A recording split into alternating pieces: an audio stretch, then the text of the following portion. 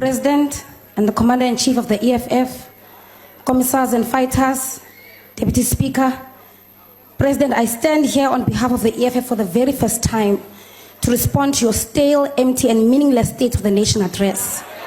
Today, 25 years after the attainment of political freedom, the face of poverty, of landlessness, unemployment, homelessness, of poor health, of abuse, is still largely black.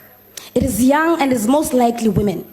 In your address, you only mentioned this identity once. You, Mr. President, have sold your soul to the captains of the industry, who are wholly white and are men. In return, you have made it your mission to sell dreams to the people on whose ticket you now occupy your office. While you are dreaming, sir, black youth are unemployed or languishing in jail because of your failure to secure their future. Black grandmothers are raped daily with under 2% chances of ever finding justice. And black people in general are still landless. They do not have the luxury to dream as your white gotten wealth allows you to. I'm infuriated by your tone-deaf attitude to thousands of lesbian women subjected to corrective rapes and facing their tormentors in the streets because our criminal justice system cannot protect those who sex differently. Your government, Mr. President, is responsible for many and the most heinous of crimes. You jailed Kanya Kageshe. You jailed Boinkosi Kanyile and are complicit for the brutal murders of Benjamin Petla, of Bongani Madonsela, just because they asked for a free education that you promised them when they were still toddlers in 1994. You have over 1 million students across all universities, but you can only accommodate just under 130,000 students. Where must the rest stay? Hold on. Without any intention to build universities. Honorable Chirwa, when you are spoken to, you stop speaking. Yes, Honorable Member. What are you raising on? Deputy, press the button there. Deputy Speaker. Yes. The Speaker on the podium said the President is complicit in murder. Yeah. I think that is unparliamentary. Yeah, it's sustained. It's correct. Honorable Member, withdraw that statement. Honorable Member, withdraw the statement. You listen to the presiding officer. On a point of order, Deputy Speaker. What's your point of order? She never said that. She said Honorable that Member? your government is complicit in murder. No. There's a court ruling about affirming that saying here in a joint city. Honorable Shivambo? Because when it was said by the Commander-in-Chief that the ANC government killed... Honorable Shivambo? That was affirmed by court, that is permissible speech. Honorable Shivambo? But also it's out of tradition. No. Honorable Shivambo? Disrupt maidens. You are wrong. That chairperson... Honorable Member? It's out of order. You must allow... Honorable Shivambo? Honorable Naledi to... Honorable Shivambo, now. Honorable Shivambo, you are wrong. Honorable Chirwa, withdraw that statement. On a point of order. On a point of order, Deputy. What's your point of order? Deputy Speaker. Yes. Deputy Speaker. We hope... What's your point of order, sir? You keep quiet, honorable members. You keep quiet. Chief Whip, you allow your member to speak. Honorable member, go ahead. Deputy Speaker. Yes. On two bases, we call a point of order. One, a maiden speech cannot be interrupted, and that you have allowed. And secondly, Deputy Speaker, where there is no certainty and there is a dispute about remarks and utterances in this House, in the best interest of this House to flow and the debate, refer it to Hansard and allow the poor speaker to continue. Don't be disruptive as you were in the past. Honorable Deputy Speaker, and now you are starting on a point of order. Honorable Gadi, please can we be saved from you? On a point of order. Honorable, can I make a ruling here, please? Honorable Chiro, withdraw that statement because it is out of order. And I plead with you to do so, please. Withdraw the statement. On a point of order, Deputy Speaker. No, I have ruled on this. There's three of you. You must ask her if she said it or not. You cannot say she must withdraw. She has not confirmed to have said that. Honorable she member. Did not confirm that. You must ask her. Honorable member. Stop being emotional, man. No. Honorable member, I have sustained the ruling I have heard the member and I'm asking her to withdraw. I mean, it is not a lie that No, honorable Benjamin member, Peta honorable member, and you don't Bongani do that. Madonsela were killed Honorable member, fighting for free honorable order, education. honorable member. It is not a lie. On a point of I'm order. going to switch off this On a mic. point of You are order. going to have to get off the podium On if a you are point not of prepared to withdraw. Fine, You fine, withdraw. fine. Let's do this. Hold on. Withdraw. Honorable, We'll deal with this one later. honorable member, honorable Withdraw Shivambo, for now. We'll deal with it. honorable Shivambo, you are not a presiding officer. Take your seat, honorable member. I Withdraw the withdraw, statement. Deputy Speaker. Thank you. Without any intention to build new universities or expand the capacity of the current universities and TVETs, where do you want all these learners in South Africa to go? I will also take this time to remind you and your colleagues, Mr. President, of Thandi.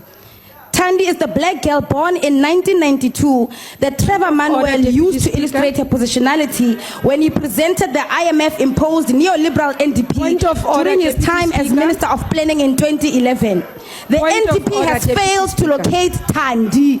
Point Today, of order, Thandi is Deputy excluded. Honorable member, what are you raising, honorable member? Thank you very much. A point of order, the conduct of members who come to Parliament in terms of the gallery. The former member who's sitting up there, who's taking pictures, who is not supposed to be in the house. Deputy Speaker. Deputy Speaker. Honorable members in the Deputy- gallery, you are welcome, Deputy but Speaker. please don't break the rules. Deputy Speaker. Go ahead, honorable member. Deputy Speaker. Allow your speaker to proceed. Oh, no, honorable on a point of order. Don't allow these people who are suffering from jealousy to disrupt this young, brilliant No. black woman Honorable from Rose, delivering a speech. you This is a are maiden speech. You are disrupting This her is a yourself. maiden speech, Deputy Speaker. Yes, Can and you you please are- give her a And chance? you are, no, honorable You're member, jealous, man. take your seat. She's outshining you. You are out of order. You are out of order. Honorable members, allow the member to speak. On a point of order, What's your point of order, honorable member? we are asking you to protect her. It's a maiden speech. Honorable member, Please protect her, and you are not doing that. honorable member, you raise point of orders in the middle of her presentation No. yourselves. No, no. Just like all other members are raising points of order. No, The what- rules require that we must listen to anybody in the house who raises a point of order. Please She's no different. A point of order is raised in the house, it must be listened to. We can't assume that it can't be said. Please take your step, allow her to proceed. Deputy Speaker, a point of order is called of people who are doing something in the gallery. You have not seen them yourself. You call them to order. You Honorable have member. not seen what she's talking about. Instead of telling her to sit down so that you protect the speaker, you sustain her. I'll order. invite you Please in future, protect her. Honorable Malem, I'll invite you in future to help me make orders in the House. Not today. Honorable member, proceed. Today, Thandi is excluded from Rhodes University for protesting against rape culture. Thandi is financially excluded from completing a qualification because your NSFAS did not pay for her last year of study. Thandi was turned back from a clinic because of shortage of contraceptives. Thandi then fell pregnant and was again turned back from hospital because the waiting list for abortion services can stretch out to over 5 months. Thandi is now the 1 in 4 women who will live in absolute poverty for the rest of her life for having kept a baby she did not want and couldn't prevent carrying because of your government, Mr. President. Thandi is one of the 1,200 young women who got infected with HIV today, despite numerous global efforts available to prevent this from happening and your failure to have it accessible for Thandi in Taung. Thandi was protesting outside Parliament demanding health rights for her fellow domestic workers a few days before your address, Mr. President. Thandi is on Nyaupe and she will commit suicide before the new dawn because of depression. Thandi is also landless. Thandi is a rape victim living with a rapist in the same house because your police officers lost the docket. Thandi is unemployed and will remain unemployed for the next decade because you, Mr. President, cannot cater for her needs in your job creation plan that rules out 80% of unemployed young people for the next decade. All these social ills and failures of your government reproduce the kind of violence our country is associated with today, and you have not the slightest idea of how to resolve this. Let us therefore tell you what you should consider once again. The state must ensure 50% women representation in all spheres, representing economic benefit, political participation, managerial and leadership responsibility. The state must introduce compulsory gender education and training for all, from school level up to the highest level of all public services. The state must introduce compulsory education of police on gender justice and establish specialized law enforcement units to deal with women-related crimes. The time for meaningless frameworks and commissions on the gender question has long expired, Mr. President. Introduce a special inspectorate in the Department of Labor to monitor, report, and enforce gender parity and equality in the workplace. Don't just talk decriminalization of sex work if you do not mean it.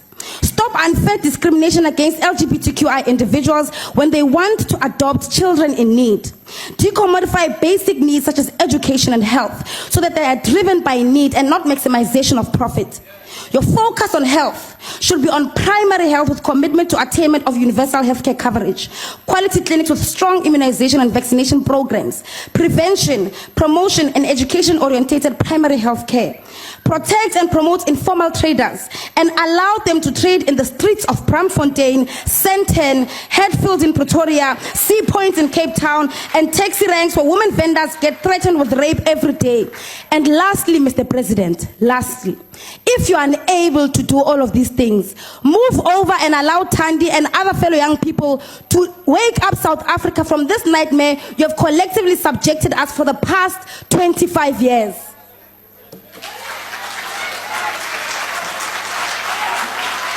Honorable Zungula.